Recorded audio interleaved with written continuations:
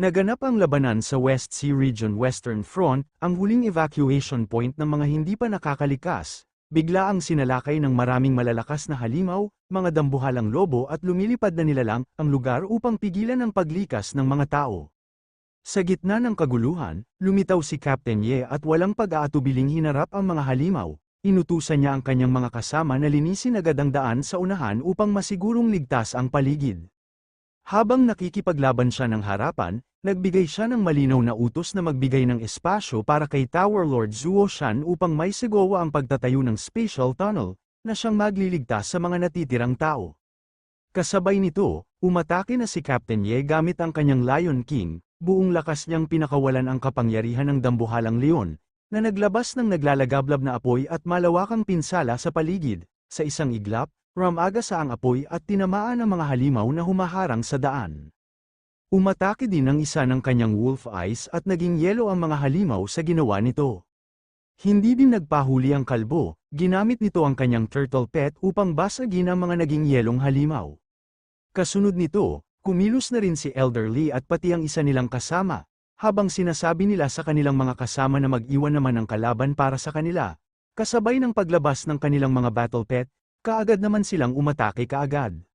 Sa isang iglap, nabiyak ang lupa at gumuho ang paligid, habang ang mga halimaw ay tinangay ng malakas na hangin at tinamaan ng kidlat. Dahil sa pag-atake ni Elder Lee, lalo pang humina ang puwersa ng mga kalaban at tuluyang nabigyan ng malaking kalamangan ang panig ng mga tagapagtanggol. Namangha ang mga sundalo sa lakas ng mga bagong dating, hindi sila makapaniwala sa kanilang nasasaksihan at nagtanong kung ang mga ito ba ay mga alamat mula sa subcontinental region. Sa kabila ng napakaraming Beast King na rumaragasa, wala pa rin umanong laban ang mga kalaban sa ipinakitang kapangyarihan. Dahil dito, napasigaw ang mga tao sa tuwa at ginhawa, dahil sa wakas ay ligtas na raw sila. Ngunit biglang yumanig ang buong lugar, gumuho ang lupa at bumagsak ang malalaking tipak ng bato, na inakala ng ilan na isang lindol o isang lihim na pag-atake ng mas malalakas na halimaw. Sa gitna ng kaguluhan, may nakapansin ng kakaiba at nagsabing tumingin sila sa unahan. Mula sa alikabok at usok, isang dambuhalang halimaw ang lumitaw sa likod ng pader ng lungsod. Napakalaki nito kumpara sa mga gusali, at sa unang tingin ay nakakatakot. Gayunman, naguluhan ang mga tao kung ito ba ay kaaway. Dahil sa kabila ng laki nito, may kakaibang anyo itong parang bata at halos mukhang cute. Ang biglaang paglitaw nito ay nagdulot ng bagong tensyon at palaisipan sa lahat. Sinabi ni Captain Ye na huwag silang matakot dahil kakampi nila ang dambuhalang nilalang. Tiniyak niyang tutulungan niya ang lahat na makaalis ng ligtas mula sa lugar. Dahil dito, napatanong ang mga nakasaksi kung ayos lang ba talaga ang nangyari, lalo na't sa kabila ng panganib, ang halimaw ay mukhang inosente at halos parang bata. Pagkatapos mapatay ni Captain Ye ang isang halimaw, binuhat niya ito, at tinawag nito ang malaking halimaw bilang Zuo Shan. Pagkahagis ni Captain Ye sa patay na halimaw, minulat na ni Zuo Shan ang kanyang mga mata, at dali-dali nitong sinalo ang halimaw sa kanyang bibig. Nagulat ang mga sundalo nang tumalon si Zuo Shan mula sa taas. Kinabahan sila. Iniisip na kung babagsak ito ng buong bigat, mawawasak ang buong Bay City. Ngunit nang lumapag si Zuo Shan, kakaiba ang nangyari, banayad lang ang impact, halos parang simpleng pagtalon lamang, at walang malaking pinsalang naganap.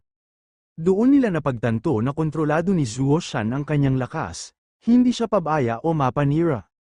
Pagkatapos kumain ni Zuo Shan, huminga siya ng malalim at saka nag-ipon ng enerhiya, nakaposisyon na tila may gagawing mahalagang hakbang. Bumaba si Captain Ye mula sa ere at agad na hinarap ang mga sundalo, itinuro niya ang asul na umiikot na portal at ipinaliwanag na yun ang teleportation tunnel patungo sa subcontinental region. Mahigpit ang kanyang utos, pumasok ang lahat ng maayos at walang kaguluhan, sinabi rin niya na may naghihintay sa kabilang panig upang tumulong sa kanila. Lumipat ang tagpo sa West Sea Region, East Side, Coastal Defense Line. Makikita ang matibay na depensang baybayin na may mga tore, pader, at mabibigat na sandata na nakahanda sa gilid ng dagat. Tinanong ni Ikan ang Drunken Immortal kung gaano ba nito kakilala ang tinatawag na Sea Emperor. Sa sagot ng Drunken Immortal, mababakas ang paghamak para sa kanya. Ang Sea Emperor ay isa na lamang taunang nilalang, isang basag likod na aso, na natalo ng unang Tower Lord libong taon na ang nakalipas. Isinalaysay niya ang nakaraan, Noong panahong yun, naglahong parang siningaw ang buong sea region dahil sa tindi ng labanan. Dahil sa ganap na pagkatalo, lumuluhod ang lahat ng Sea Clan sa harap ng unang Tower Lord, nangakong hinding-hindi na aapak sa lupa, at mag-aalay na lamang ng yaman mula sa dagat taon-taon bilang alay. Nagtataka si Ikan kung bakit biglang nilabag ng Sea Clan ang kasunduang tigil putukan. Kung tunay ngang taluna ng Sea Emperor, bakit naglakas loob silang kumilos muli? Hindi ba sila natatakot sa unang Tower Lord? Bamantong hininga ang Drunken Immortal at ipinaliwanag ang mas malalim na dahilan. Matagal nang walang balita tungkol sa unang Tower Lord, at sa paniniwala ng marami, maaaring matagal na itong patay. Dahil dito, unti-unting nawawala ang takot na minsang pumihil sa lahat. Dagdag pa niya, sa kasalukuyang sitwasyon, ang Tower Lord ay hamina na at nangangailangan na ng suporta, at higit pang nakakabahala, malamang ay kumikilos na ang 4 na hari, 4 kings, sa likod ng mga anino. Sa marinig ito, nagulat si Ikan, ang galaw ng Sea Clan ay hindi basta pag-aalsa, senyales ito ng mas malaking kaguluhan at ng paparating na digmaan na maaaring yumanig sa buong mundo. Ngunit sa hindi inaasaang pangyayari, bigla na lamang dumating ang mga beast waves sa karagatan. Kasabay ng kanilang pag-uusap, biglang umatake ang isang higanteng halimaw, sa isang malakas na hampas, nasira ang gusali kung saan naroon sina Ikan at ang Drunken Immortal. Dahil sa malakas na pag-atake, tumalsik sila ng napakalayo mula sa gusali, malubha ang pinsalang tinamo ni Ikan, at habang pilit nitong bumabangon, sinabi niya na narito na nga ang mga halimaw, patunay na nagsimula na ang tunay na labanan at hindi na ito maiiwasan. Kasunod nito, sumugod ang napakaraming halimaw mula sa dagat, pinangungunahan ng mga dambuhalang nilalang. Agad na naglabas ng utos ang mga sundalo na magpaputok, at sabay-sabay na umatake ang mga tangke at armas.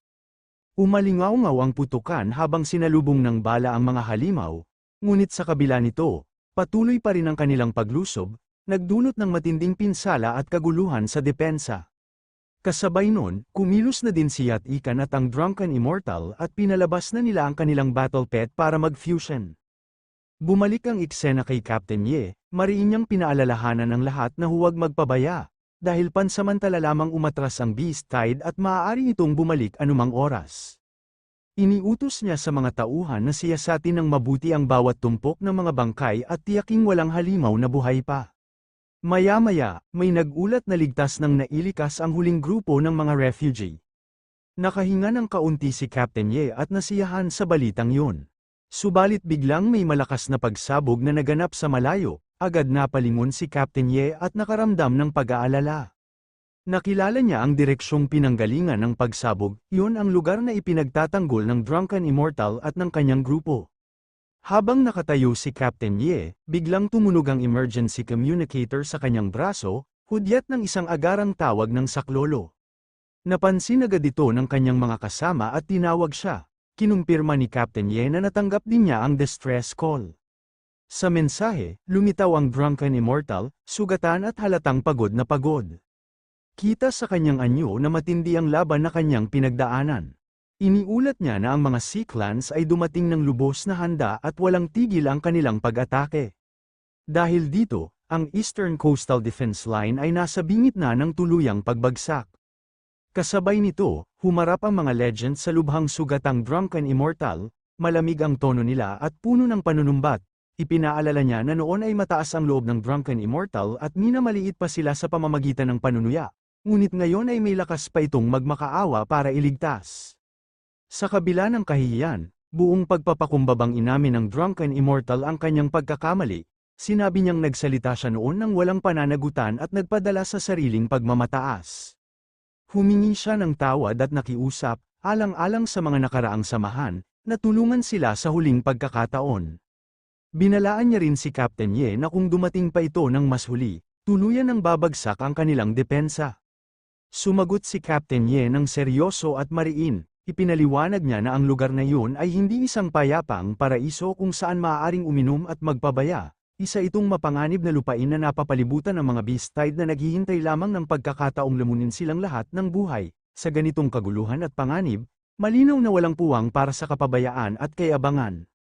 Ipinaliwanag ni Captain Ye sa Drunken Immortal ang bigat ng kanyang kalagayan, sinabi niya na kahit hindi nila napansin ang distress call, o kahit napansin man ngunit hindi nakatulong dahil abala sila sa sariling laban, iyon ay magiging makatwiran pa rin. Ipinaliwanag ni Captain Ye sa Drunken Immortal ang bigat ng kanyang kalagayan, sinabi niya na kahit hindi nila napansin ang distress call, o kahit napansin man ngunit hindi nakatulong dahil abala sila sa sariling laban, iyon ay magiging makatwiran pa rin. Kapag nag-ulat sila pabalik, pupurihin lamang sila ng Tower Lord dahil natupad nila ang kanilang sariling misyon, samantala, ang Drunken Immortal ay maaaring lamunin ng mga halimaw at tuluyang mapahiya sa kasaysayan ng mga alamat. Ngunit nagbago ang tono ni Captain Ye, sinabi niya na dahil sinagot niya ang tawag, ibig sabihin ay hindi siya, si Ye Wuxiu, ang uri ng taong manunood lamang at walang gagawin, dahil dito, nagulat ang mga nakarinig, sapagkat malinaw na nagpa siya na siyang kumilos. Pagkatapos nito, pinutol ang tawag, lubos ang pasasalamat ng Drunken Immortal bago tuluyang mawala ang koneksyon. Naiwan ang mga kasama ni Captain Ye na nagtataka kung bakit niya tutulungan ang isang taong dati namang pabigat at puno ng kayabangan. May ilan pang nagsabing wala namang silbi ang iligtas ang ganoong tao. Mariing sinabi ni Captain Ye na hindi nila tinulungan ang Drunken Immortal dahil sa awa, kumilos sila upang hindi madungisan ng dangal ng titulong legend na kanilang dala. Seryosong idinagdag pa ni Captain Ye na ang kapangyarihang hawak nila ay ipinagkaloob ni Spring, dahil dito, may tungkulin silang gamitin ito upang pigilan ang lumalaking banta, kapag pinabayaan nilang makapagtatag ng puwersa ang mga halimaw sa dagat sa West Sea, tiyak na lalawak ang panganib. Kapag nangyari yun, ang A-continent, kung saan naninirahan si Spring, ay tiyak na malalagay sa matinding alanganin, kaya't malinaw sa kanila na hindi sila maaaring maghintay lamang at hayaang dumating ang kapahamakan. Sa seryosong pananalita ni Captain Ye, nagkaisa ang lahat para sa ating bida. Lumipat ang eksena sa A-continent, Sky Dragon Academy Research Institute, makikitang sugatan si Zhang sa kanyang binti habang pilit siyang naglalakad. Halata ang sakit at takot sa kanyang mukha, at hirap na siyang manatiling nakatayo. Sa kabila ng kalagayan niya, nagawa pa rin niyang maglakad. Nanginginig ang kanyang katawan habang papalapit na siya sa computer. Maya-maya, lumabas ang abiso, matagumpay nang nakopya ang cultivation art na bond contract, at kailangan ng agad kunin ang device. Pagkarinig niya nito, dali-dali naman kumilos si Zhang upang kunin ito. Ngunit sa kasamahang palad, bigla na lamang lumitaw ang malaking mata sa sirang gusali. Dahil dito, umatake naman ang halimaw kay Zhang at tinamaan si Zhang sa atake nito. Kasabay nito, nagwala ang halimaw at sumigaw ito ng napakalakas kay Zhang na parabang gusto na niya itong tapusin. Dahil sa takot ni Zhang sa halimaw, napapikit na lamang ito ng kanyang mga mata habang sinisigaw nito ang pangalan ng ating bida. Kaya sa hindi inaasaang pangyayari, bigla na lang sumulpot ang ating bida ng kanyang malakas na atake, dahilan upang mamatay ang halimaw sa isang atake lamang.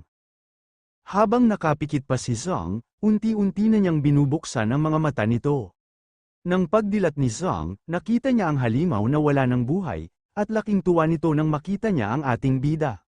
Humingi ng tawad si Spring kay Zhang dahil natagalan raw ito sa pagpunta. Ikinagulat niya na kahit may A-grade defense ang Shengguang Bay City, halos nalusab pa rin ito ng husto ng mga halimaw. Napansin ng ating bida na sugatan si Zhang, lalo na ang binti nito. Sa kabila ng kalagayan, pinaalala ni Zhang na naiwan pa ang USB drive sa computer, at mahalagang makuha yon dahil nakopya na sa loob ang bond contract technique. Agad na kinuha ni Spring ang USB, pinuri ng ating bida si Zhang sa ginawa nito, sumagot si Zhang at sinabing isang karangalan ang makatulong sa ating bida. Pagkatapos, binuhat ng ating bida si Zhang at mabilis nang umalis palayo, at tinitiyak na magiging ligtas ito kapag nakarating na sila sa ligtas na lugar. Ngunit habang pabalik na sila, nakita nila ang bilong na portal sa ere. Nagulat ang ating bida na ang nakikita niyang umiikot na enerhiya ay may bakas ng kapangyarihan ng spatial law, tanda ng isang napakataas na antas ng lakas. Laking gulat ni Spring nang makita nito ulit ang Rakshasa Beast na buhay pa. Habang ang Rakshasa Beast naman ay busy pa ito sa pagkain ng halimaw upang makabawi ng kanyang lakas. Dahil dito, pinalabas na ni Spring si Skelly upang labanan ito. Sinabi pa ng ating bida na kahit napugutan na niya ng ulo ang halimaw, buhay pa rin ito, bagay na labis niyang ikinagulat, Ramdam niya ang napakasindak na aura ng kalaban at napagtanto niyang hindi ito isang karaniwang King Beast, tila nakapasok na ito sa Destiny Realm, isang mas mataas at mas mapanganib na antas. Ipinaliwanag naman ni Zhang na ang halimaw ay nanghuhuli at kumakain ng mga dekalidad na alagang hayop sa lungsod upang mabilis na makarecover mula sa mga sugat nito. Dahil dito, nagpasya sila na kailangan itong pigilan agad bago pa ito makapaminsala ng mas marami. Napansin na ng Rakshasa Beast ang ating bida, sa galit at pagkilala, sinabi nitong muli na naman silang nagkaharap, naalala pa nito na minsan nang nasira ng bida ang mga plano nito, noon ay hindi pa nito naipakita ang tunay na lakas, ngunit ngayon ay iba na ang sitwasyon. Buong yabang nitong ipinahayag na gagamitin na nito ang tunay nitong teknik, ang Thousand-Eyed Killing Gaze, isang nakamamatay na kakayahang nagmumula sa napakaraming matang nakaukit sa katawan nito, handang durugin ang sinumang humarap sa kanya. Ngunit bago ito na makapagyabang, nagpalabas ng napakalakas na killing intense si Skelly, dahil dito, nagulat ang Rakshasa Beast kung anong araw ang kadiliman na ito. Napuno din ng pawis ang pagmumukha ng Rakshasa Beast dahil wala nga raw itong nakikita. Ngunit sa hindi inaasaang pagkakataon, bigla na lamang humarap si Skelly sa Rakshasa Beast. Bigla na lamang naguluhan ang Rakshasa Beast dahil wala na itong maramdaman ni kahit anong presensya ni Skelly. Sa isang iglap, tinamaan ang Rakshasa Beast ng sunod-sunod na pulang hiwa ng enerhiya ni Skelly. Ngunit bago pa man ito makaganti, napansin nitong hindi na gumagalaw ang katawan nito. Sa gulat at takot, tinanong nito ang sarili kung bakit hindi na sumusunod ang mga kamay at paa nito. Sa huli, tuluyan itong naparalisa, at hindi na ito makagalaw dahil pinutol na ito ni Skelly na hindi niya lang alam. Nagulat si Zhang sa nasaksihan niya, hindi niya akalaing may kakayahan si Skelly na pigilan ang isang Destiny Realm Beast, hanggang sa punto na hindi na nito magamit ang sarili nitong law powers. Pagkatapos nito, inutusan ng ating bida si Skelly na gamitin ang Chaos Star Reincarnation Blade upang tuluyang pira-pirasuhin ang Rakshasa Beast at gawing mista ang dugo, at pagkatapos ay sipsipin ang core nito. Sumunod naman kaagad si Skelly, at buong determinasyon niyang hinigpitan ang hawak sa kanyang sandata at ipinahayag na tatapusin na nila ang salarin sa pagkakataong ito. Hindi na siya mag-aatubili, dahil ang Rakshasa Beast ang may pananagutan sa pagkawasak ng 10-direction Locking Heaven Array at sa pagkawasak ng maraming base cities. Sa isang iglap, pinakawalan ni Skelly ang sunod-sunod na pulang hiwa ng enerhiya, bumuo ng isang nakamamatay na lambat na tuluyang dumurog sa Rakshasa Beast. Matapos mapatay ni Skelly ang Rakshasa Beast, tuluyang naglaho ang katawan nito at lumitaw ang core. Hindi na nag-aksaya ng oras si Skelly, agad niyang dinamput ang core, tanda ng ganap na pagtatapos ng laban. Kasabay nun, kumilos ang Scarlet Dragon upang linisin ang mga tirang-tirang katawan ng Rakshasa Beast. Habang nakatayo si Skelly, binasag na nito ang core ng Rakshasa Beast upang simulan na itong i-absorb. Dahil dito, sumigaw si Skelly habang naglalabas ito ng pulang enerhiya sa kanyang buong katawan, lalo na sa kanyang mga mata. Matapos lamunin ni Skelly ang Rakshasa Beast, agad na nagpakita ang system notification, tumaas ang combat power ni Little Skeleton mula 19 hanggang 22, isang napakalaking pag-angat na direktang tumawid mula sa Vast Ocean Realm patungong Void Cave Realm sa isang iglap. Kasabay nito, ang dating skill na Undead Flash, na isa lamang instant movement o displacement skill, ay nag-evolve sa isang bagong kakayahan, ang Rakshasa Flash, isang kapangyarihang hindi pa kailanman nakita noon. Dahil ang Rakshasa Beast ay may kaalaman sa minor space laws, napagtanto ng bida na posible nang gumamit si Little Skeleton ng special abilities. Nang masilayan ng ating bida ang bagong lakas na bumabalot kay Skelly, tahimik niyang sinabi sa kanyang sarili habang naglalabas ito ng napakalakas na killing intent na hindi na nga raw masama. Makalipas ang ilang sandali, dumating sina Spring at Zhang sa Shengguang Bay City, Little Rascal Branch Store. Doon, agad na inalagaan ng bida ang sugat ni Zhang, napansin niyang medyo malalim ang sugat, at dahil wala siyang sapat na kaalaman sa medisina, star power lamang ang nagamit niya upang pigilan ang pagdurugo at linisin ang sugat. Pagkatapos nito, tumawag ang ating bida kay Old Bai. Sinagot ni Old Bai ang tawag ng ating bida, nagulat si Old Bai nang marinig ang sinabi ni Spring, hindi siya makapaniwala na napatay na agad ang Thousand-Eyed Rakshasa Beast, lalo na't napakalakas nito. Tinanong ni Old Bai ang bida kung siya ba ang may gawa ng kakaibang pangyayari at malakas na pag-alo ng star power, Maayos na sumagot ang bida at inamin na siya ang humarap at tumapos sa Thousand-Eyed Rakshasa Beast. Dahil may isang sugatang babae sa kanyang tindahan, hiniling niya kay Oldby na magpadala ng tao upang gamutin ito, sapagkat may iba pa siyang kailangang asikasuhin. Lubos na nagulat si Oldby sa balitang yon, hindi niya inasahan na ganoon kabilis mapapatay ang napakalakas na halimaw. Matapos makumpirma na napatay na ang Thousand-Eyed Rakshasa Beast, agad nagbigay ng utos si Oldby. Ipinahinto niya ang Legendary Tier Mobilization Order sa subcontinent area at sa halip ay inatasan ng lahat ng mga eksperto na mas mababang antas na kumilos kaagad. Ipinag-utos din niya na isara ang mga kalsada at lipulin ang natitirang mga halimaw sa loob ng lungsod. Mahigpit niyang bilin na pag-ibahin ang mga dayuhang mababangis na halimaw mula sa mga lokal na demon beasts na nakatakas, upang maiwasan ang pagkakamali. Bukod pa rito, inatasan niyang magdala ng mas maraming water-type battle pets upang apulahin ang mga apoy na kumalat sa lungsod.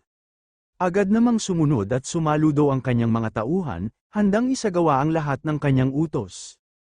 Nainis ang ating bida dahil hindi nga raw nakikinig ng maayos si Oldby sa kanya, kaya ipinunto niya na may sugatang tao na kailangang asikasuhin agad, ngunit malamig na tugon ang kanyang natanggap. Sinabi ni Oldby na papunta na ang mga tauhan ng medical station, at agad nitong tinapos ang usapan dahil kailangan pa niyang ibalik ang kaayusan sa mga lugar na naparalisa ng pag-atake ng mga halimaw. Dahil dito, lalong nainis at nabigo ang bida, ngunit wala na siyang nagawa kundi tanggapin ang sitwasyon at maghintay. Sinabi ni Spring kay Zhang na darating na ang mga medical personnel at hindi na niya kailangang mag-alala. Ipinaalam din ni Zhang na kailangan pa siya sa kalapit na West Sea District, kaya hindi siya maaaring manatili. Dagdag pa niya, kailangan niyang agad na paghusayin ang bond contract upang mas mapalakas ang kanyang kakayahan sa labanan. Bagamat may iniindang pinsala, tiniyak ni Zhang na ayos lamang siya at hiniling niya sa ating bida na umalis na agad at unahin ang mas mahalagang gawain. Sinimulan na ni Spring ang paggamit ng USB na pinaghirapan at nakuha ni Zhang. Nang ikabit niya ito sa kanyang device, agad na nag-load ang technique na bond contract. Unti-unting pumasok ang data sa kanyang isipan habang papalapit sa pagkumpleto ang proseso. Sa pamamagitan ng bond contract, napagtanto ni Spring na maaari niyang ibahagi at gamitin ang lakas ng kanyang mga battle pet, kasama ang combat power na kanilang nakukuha. Kasabay nito, naipakita rin ang pinagmula ng kapangyarihan ng Dragon Hound. Matapos nitong matanggap ang mana ng Dragon King, biglang sumabog ang lakas at antas nito. Upang maiwasang tuluyang masira dahil sa sobrang kapangyarihan, naglagay ang dakilang True Dragon King ng 3 selyo. Ang bawat selyo ay kumakatawan sa mas mataas na antas ng mundo na maaari pang maabot, at kapag tuluyang nabuksan ang huli, maaabot nito ang maalamat na Starry Sky Realm. Natuwa at lalo pang naging determinado si Spring matapos maunawaan ang tunay na kapangyarihan ng bond contract. Sa kanyang isipan, malinaw na ang landas na tatahakin niya. Buong tapang niyang sinabi na aalisin niya ang lahat ng selyo, kaya kaagad niyang inutusan ng sistema na buksan ang listahan ng cultivation grounds. Matapos buksan ni Spring ang listahan, lumitaw ang iba't ibang cultivation grounds sa harap niya, parang mga liwanag na lumulutang sa kalawakan. Matapos sandaling pag-isipan, agad siyang pumili ng walang pag-aalinlangan. Pinili ni Spring ang Outer Space Meteorite Zone 1002, isang elementary cultivation ground na kilala sa tindi ng hamon at kakaibang enerhiya.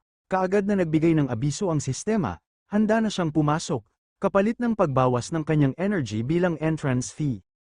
Pagpasok ni Spring sa Outer Space Meteorite Zone 1002, agad niyang napansin ang malaking pagbabago sa paligid. Sa unang tingin ay tila payapa at maganda ang lugar, may mga damuhan, ulap, at katahimikan sa paligid. Ngunit batid ni Spring na mapanlinlang lamang ang anyong ito. Naalala niya ang unang beses niyang pagdating dito, kung saan nasa bawat sulok ang panganib, isang maling hakbang lamang noon ay sapat na upang ikamatay agad ng isang tao, na kahibangkay ay walang matitira. Mariin sinabi ng ating bida sa kanyang sarili na hindi na siya ang dating mahina at walang laban, hindi na siya muling mamamatay sa isang miserableng paraan. Pagkatapos, itinaas niya ang kanyang kamay at pinasimulan ang bond contract sa kanyang Goldie Dragon Hound. Walang pag-aalinlangan, mariin niyang iniutos na pirmahan ang kasunduan. Sa sandaling yun, sumabog ang gintong liwanag, at kasabay nito ay tuluyang lumabas ang napakalakas na makapangyarihang liwanag sa kanila. Matapos tuluyang mapirmahan ang kontrata, Naramdaman ni Spring ang malakas na agos ng enerhiya na dumaloy sa kanyang katawan. Napagtanto niyang ang kontratang ito ay mas mataas ang antas kumpara sa karaniwang Star Pet contract na nakukuha lamang sa Bloodline Awakening.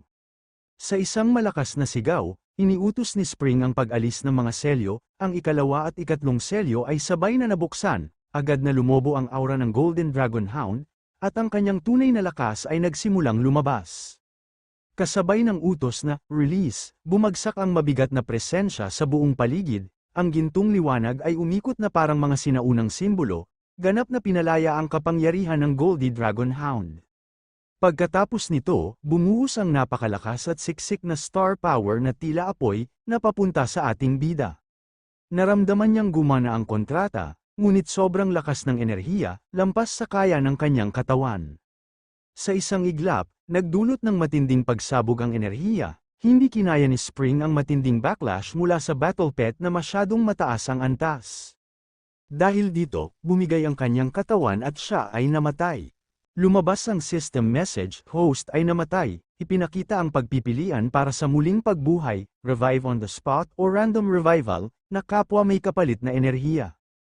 Hingal na hingal si Spring dahil sa kanyang naranasan. Kaya kahit halos hindi na niya kayanin, muling nabuhay si Spring gamit ang revive on the spot, inamin niyang iyon ang unang beses na naranasan niyang tila nalulunod sa sobrang dami ng star power, sa kabila ng takot at matinding sakit, hindi siya umatras at agad niyang pinindot muli ang system upang ipagpatuloy ito ulit.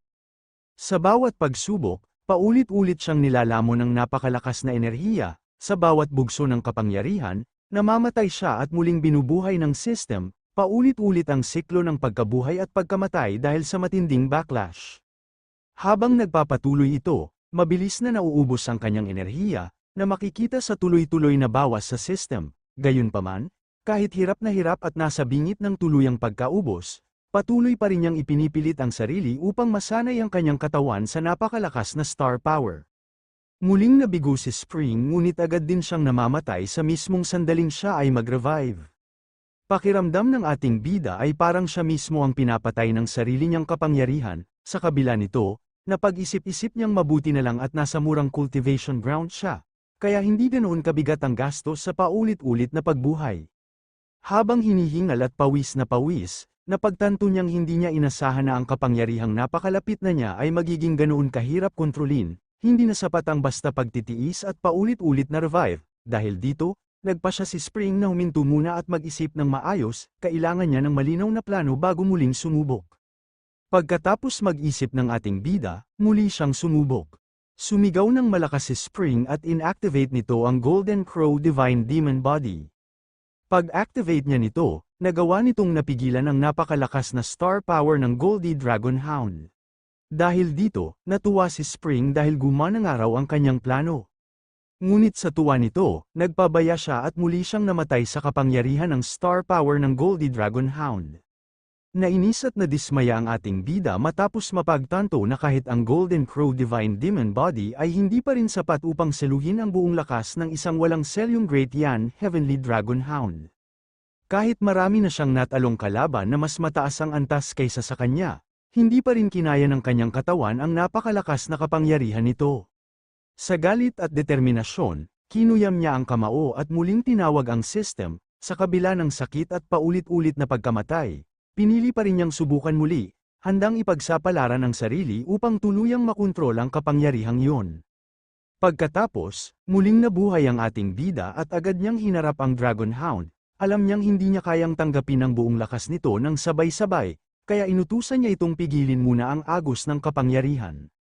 Sinubukan namang sumunod ng Godly Dragon Hound at todo nitong pinigilan ang sariling kapangyarihan. Kaya tumulo dito ang isang gintong tubig, dahil dito, napagtanto ng bida na hindi dapat sobra ang pagpigil, kailangan ang tamang timpla, hindi biglaan, pero hindi rin sobrang pigil. Sa sandaling yun, alam niyang malapit na siyang magtagumpay, kailangan na lang ang perpektong kontrol. Sinubukan ni Spring na kontrolin ang gintong likido, ngunit wala itong naging kahit anong reaksyon. Nanatili itong tahimik at hindi tumugon sa kanyang utos. Dahil dito, napalingon siya sa Godly Dragon Hound upang alamin ang dahilan. Doon niya napansin na tila umiihi lang ang Godly Dragon Hound, kaya bigla siyang nagalit at nainis. Pagkatapos umihi ng Goldie Dragonhound naging maayos na ang pakiramdam nito, at dahil doon muli na naman namatay ang ating bida. Pagbalik ni Spring sa kanyang system, napuno ito ng ihi sa kanyang pagmumukha habang sinasabi nito sa kanyang system na bumalik nga raw sila ulit. Pagbalik ng ating bida, sumigaw ito sa kanyang Goldie Dragonhound na kailangan niya nga raw sundin ang kanyang sinabi. Kaya naman kaagad naman sumunod ang Goldie Dragonhound, at mahinaon itong pinakawalan ang kanyang star power patungo sa ating bida. Dahil dito, kaagad naman naghanda si Spring ng kanyang demonic feast upang wasakin ito. Sa kabutihang palad, nagtagumpay na ang ating bida sa pagpigil ng star power nito, at dahil doon, nagkalat ang mga star power ng maayos at madali niya na lamang itong naabsorb. Natuwa ang ating bida na kahit maliit na bahagi lamang ng star power ang kanyang natanggap, malinaw na naramdaman niya.